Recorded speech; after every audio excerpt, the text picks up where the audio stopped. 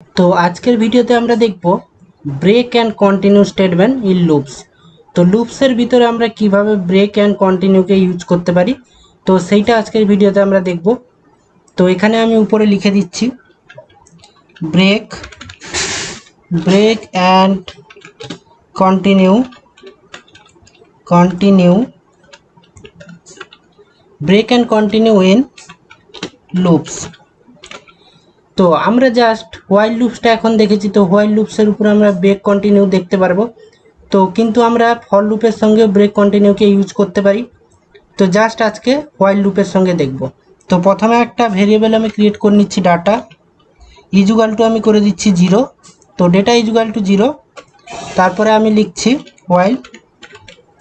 তো প্রথমে এমনি তোমাদের লুপস চালিয়ে দেখাচ্ছি। হোয়াইল ডাটা এখানে লেস দেন 10, তারপরে এখানে আমি প্রিন্ট করাবো।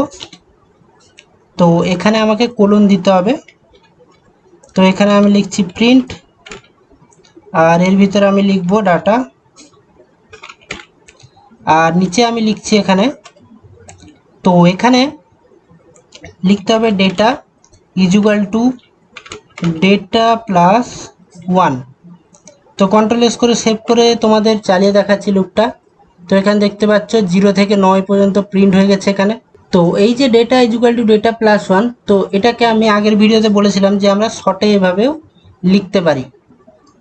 তো সেম এভাবে এক্সপ্রেশন দিলেও আমাদের একই কাজ করবে। তো কন্ট্রোল এস করে আমি সেভ করে দিচ্ছি। তো এটাকে তোমরা উপরেও এখানে লিখতে পারো।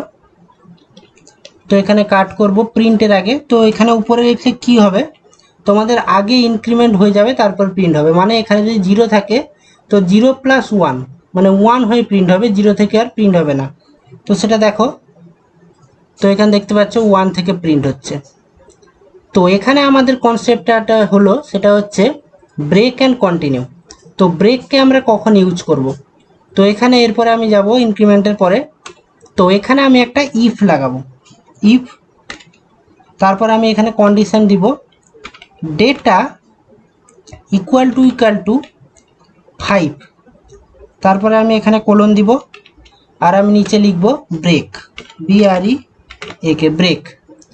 তো এটা লিখেছি, এর মানেটা এইটা, যখন ডেটার ভ্যালু 5 হবে তখন এটা ব্রেক হয়ে যায়। ব্রেক মিনস আমরা লুপ থেকে আউট হয়ে যাব, লুপ আর চলবেই না, লুপ ওইখানেই বন্ধ হয়ে যাবে, ওইখানে স্টপ হয়ে যাবে, লুপ থেকে আমরা এক্সিট হয়ে যাব।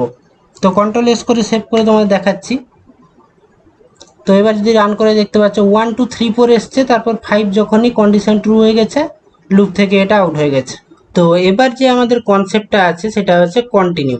তো আমি এখানে কন্টিনিউ লিখে দিচ্ছি, কন্টিনিউ। তো কন্টিনিউ আমরা কখন ইউজ করব, কন্টিনিউ আমরা ইউজ করব যখন আমরা চাইছি আমাদের এখানে যত ভ্যালুই দিয়েছি তত দূর প্রিন্ট হবে, জাস্ট যখন 5 আসবে 5কেও স্কিপ করে দেবে।